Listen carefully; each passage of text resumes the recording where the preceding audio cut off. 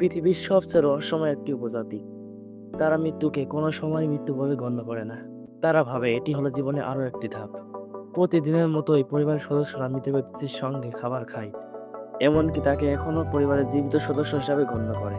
তারা এখনো বিশ্বাস করে ওই মৃত ব্যক্তি এখন তাদের পরিবারের সাথে সময় কাটাচ্ছে। বিশেষ রাসায়নিক ব্যবহার করে পরিবারগুলো মৃতদেহটিকে মাসের পর মাস, বছরের পর বছর ধরে সংরক্ষণ করে রাখে। তারা বিশ্বাস করে একমাত্র মহিষ জবাই দিলেই মৃত আত্মাকে পরলোকে পাঠানো সম্ভব। তোরা জানো উপজাতির এই অদ্ভুত রীতিনীতি বাইরের মানুষের কাছে ভীতিকর মনে হলেও তাদের কাছে এটি হলো ভালোবাসা, সম্মান এবং পারিবারিক বন্ধনের প্রতীক। আজকে আমরা জানবো এদেরই পরিচয়, ইতিহাস, অদ্ভুত সব রীতিনীতি এবং সংস্কৃতি। তো চলুন শুরু করা যাক।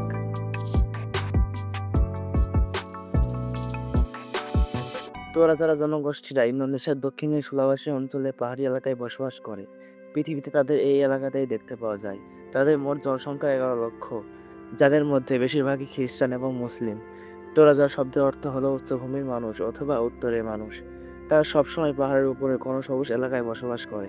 তাদের ঐতিহ্যবাহী বাড়ি টংকেনান দূর থেকেই চেনা যায়। নৌকার মতো বাঁকানো ছাদ, কাঠের খোদাই এবং রঙিন অলংকারে সাজানো এই ঘরগুলো শুধু বাসস্থান নয়, বরং পারিবারিক মর্যাদা, বংশ পরিচয় এবং সামাজিক অবস্থানের প্রতীক। একটি গ্রামে একাধিক তরজা জনগোষ্ঠী অবস্থান করে এবং মিলেমিশে বসবাস করে। তাদের জীবনধারা বুঝতে হলে আগে আমাদের বুঝতে হবে তাদের ইতিহাস ও উৎপত্তি সম্পর্কে। তাদের উৎপত্তি নিয়ে অনেক অনেক লোককাহিনী প্রচলিত রয়েছে।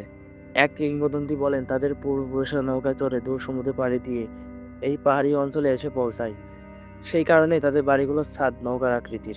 যদিও আধুনিক বিজ্ঞানীদের মধ্যে তর্জ উপজাতিরা সম্ভবত অষ্টনিঃস্ব জনগোষ্ঠীর অংশ, যারা হাজার হাজার বছর আগে দক্ষিণ পূর্ব এশিয়ার বিভিন্ন অঞ্চল থেকে এখানে এসে বসতি গড়ে তোলে। এবার জেনে নেওয়া যাক তাদের অদ্ভুত নিয়মগুলিকে।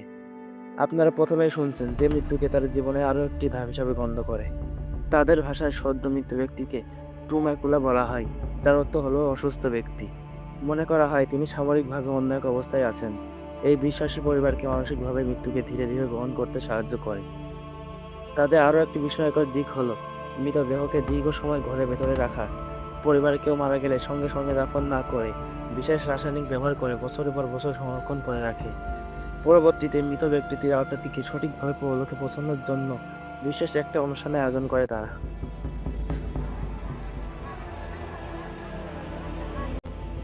এই অনুষ্ঠানটি আয়োজন করতে বিপুল অর্থ ব্যয় হয়। পরিবারগুলোকে বহু সময় ধরে অর্থ সঞ্চয় করতে হয়, কারণ এই অনুষ্ঠানগুলোতে বিশাল আয়োজন থাকে, যেমন অতিথি আপ্যায়ন, পশু বলি, সঙ্গীত, নাচ, ধর্মীয় আচার এবং সামাজিক সমাবেশ। কখনো কখনো অনুষ্ঠান কয়েকদিন থেকে কয়েক সপ্তাহ পর্যন্ত চলে। অনুষ্ঠানের মূল আকর্ষণ হলো একাধিক মহিষ ও শূকর বলি দেওয়া। এই কাজটি বিশ্বের কাছে বিস্ময়কর লাগলেও তাদের কাছে এটি একটি পবিত্র অনুষ্ঠান এবং আত্মাকে পরলোকে পাঠানোর উত্তম পন্থা। তাদের সংস্কৃতি এবং উৎসব সবার থেকে আলাদা।